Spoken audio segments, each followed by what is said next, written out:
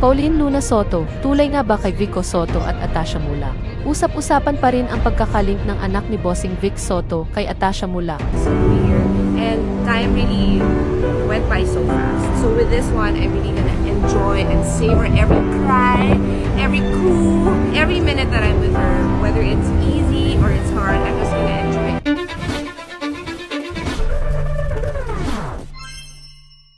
Patuloy na pinag-uusapan ng mga netizen ang diumano ay pagkakalink ng anak ni Bossing Vic Soto na si Mayor Vico Soto sa anak ni Aga Mulak at Charlene Gonzalez na si Atasha Mulak.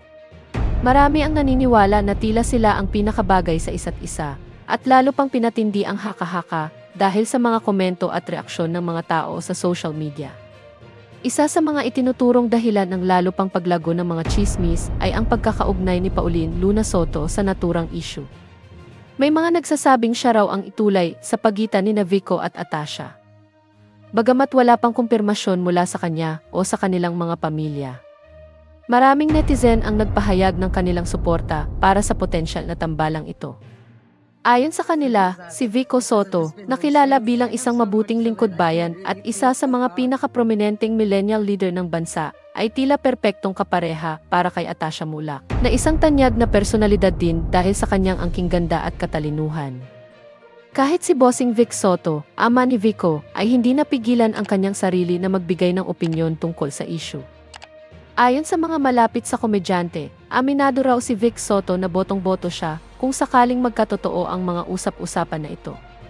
Nakikita raw niya ang magandang kombinasyon ng kanilang mga personalidad at background na maaaring magresulta sa isang magandang relasyon.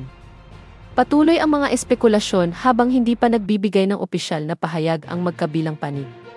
Sa kabila nito, tila ang publiko ay umaasa na ang simpleng chismis ay maging isang totoo at masayang kwento ng pag-ibig sa hinaharap. Sa ngayon, nananatiling palaisipan kung may katotohanan nga ba ang mga balitang ito o isa lamang itong bunga ng malikot na imahinasyon ng mga netizen. Patuloy pa rin ang pag-antabay ng marami sa magiging susunod na kabanata ng istoryang ito, lalo na't parehong minamahal ng publiko sina Vico Soto at Atasha Mulak. Isa pang maugong na usapin ang umiikot ngayon sa paligid ni Pauline Luna Soto, ang asawa ng sikat na komedyante at TV host na si Bossing Vic Soto. Usap-usapan na si Pauline umano ang isa sa mga taong nagpupush kay Vico Soto na magkaroon ng mas malalim na pagkakaibigan o relasyon kay Atasha Mulak, ang anak ng mga kilalang personalidad na sina Aga Mulak at Charlene Gonzalez. Naging usap-usapan din ito sa iba't ibang social media platforms at mga showbiz circles, lalo na't aminado mismo si Vico Soto, na kasalukuyang mayor ng Pasig City, na hinahangaan niya si Atasha. Ang balitang ito ay nagdulot ng maraming spekulasyon at opinyon mula sa mga netizens at mga tagahanga ni Vico, lalo na't kilala si Vico bilang isang pribadong tao pagdating sa kanyang personal na buhay. Marami ang nagtatanong kung totoo nga ba ang mga balitang ito at kung ano ang magiging epekto nito sa buhay ni Vico, pati na rin sa kanyang mga responsibilidad bilang isang lingkod bayan. Hindi maiiwasang maging sentro ng usapan ang kanyang inaasahang pag-amin o pagpapahayag ng saloobin ukol dito. Bukod pa rito, usap-usapan din kung paano ito makakaapekto sa relasyon ni Pauline sa kanyang asawa, si Vic Soto, at sa kanilang pamilya.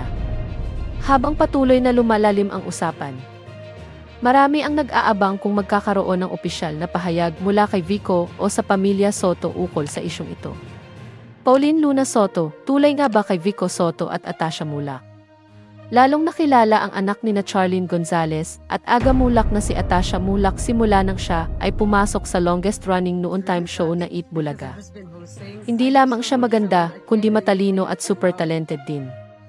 Kilala si Atasha bilang isang batang may pambihirang talento sa iba't ibang larangan, mula sa akademya hanggang sa larangan ng sining. Bukod dito, siya rin ay isang aktibong bahagi ng kanilang pamayanan na mas lalong nagpasikat sa kanya sa mga tagahanga ng showbiz. Pagkatapos ng kanyang pag-aaral, humiling si Atasha sa kanyang mga magulang na sina Charlene at Aga kung maaari niyang subukan ang pagiging artista. Ayon sa mga ulat, matagal na niyang pinapangarap na makapasok sa mundo ng showbiz, ngunit nais muna niyang tapusin ang kanyang pag-aaral bago sumabak sa industriya. Ang desisyon na ito ay pinuri ng maraming tao, lalo na't pinapakita nito ang kanyang dedikasyon at pagpapahalaga sa edukasyon. Sa kabila ng kanyang kabataan, pinatunayan ni Atasha na kaya niyang pagsabayin ang kanyang mga hilig at responsibilidad.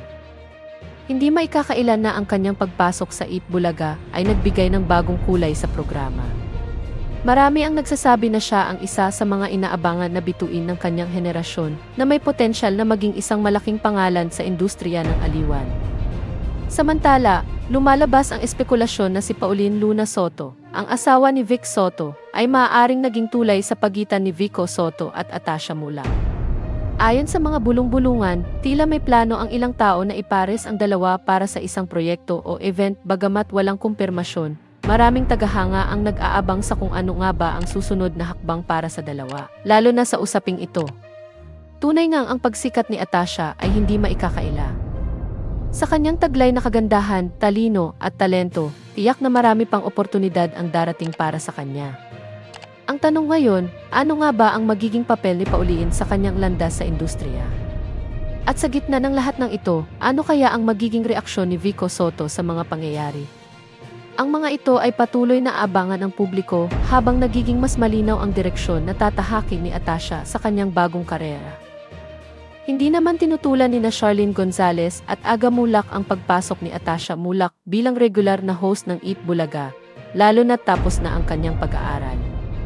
Bukod dito, napahanga rin ang mga host ng Eat Bulaga, partikular na sina Tito, Vic at Joy, sa pagiging witty ni Atasha, na talaga namang swak na swak sa naturang programa. Dahil dito, hindi na nagdalawang isip ang pamunuan ng Eat Bulaga na kunin siya bilang regular na host. Hindi na naging sorpresa sa marami ang desisyon ng Eat Bulaga na kunin si Atasha Mulak bilang regular na host ng programa, lalo na't hindi na rin ito tinutulan pa ni Charlene Gonzalez at Aga Mulak ang kanyang mga magulang. Matapos makapagtapos ng pag-aaral si Atasha, marami ang nag-abang kung ano ang susunod niyang hakbang sa kanyang karera. Ang Eat Bulaga, nakilala bilang isa sa pinakamatagal na noon-time show sa bansa, ay naghahanap palagi ng mga bagong talento na magdadala ng bago at masiglang enerhiya sa kanilang programa. Ayon sa mga ulat, naging malaking faktor ang talino at pagiging witty ni Atasha sa desisyon ng mga host na sina Tito Soto, Vic Soto, at Joey De Leon na magbigay ng kanilang suporta sa kanyang pagpasok sa programa. Ang mga host na ito, nakilala sa kanilang mga matalas na hirit at humor, ay tila nakita kay Atasha ang potensyal na magdala ng parehong klaseng aliw at talino sa Eat Bulaga. Bilang anak ng mga batikang artista na sina Charlene at Aga, lumaki si Atasha na exposed sa mundo ng showbiz, kaya naman hindi na rin nakapagtataka na malugod itong tinanggap sa Eat Bulaga. Ang kanyang natural na karisma at galing sa pagsasalita ay agad na napansin hindi lamang ng mga host, kundi pati na rin ng mga manonood ng programa. Kaya naman, hindi na nagdalawang isip ang mga taga-Eat Bulaga na gawin siyang bahagi ng kanilang regular na cast. Bukod pa rito, masaya rin ang mga magulang ni Atasha na makita ang kanilang anak na sumasabak na sa industriya ng entertainment, lalo na tapos na ito sa kanyang edukasyon. Para kay Charlene at Aga, mahalaga na natapos muna ni Atasha ang kanyang pag-aaral bago ito pumasok sa showbiz, kaya naman ngayon, buo ang kanilang suporta sa kanyang mga bagong endeavor. Sa mga darating na linggo at buwan, inaasahan na mas magiging kapanapanabik ang mga episode ng Eat Bulaga dahil sa bagong energy na hatid ni Atasha Mulak. Sa kanyang galing at talento, tiyak na marami pa siyang maihahatid na saya at aliw sa mga manonood ng programa.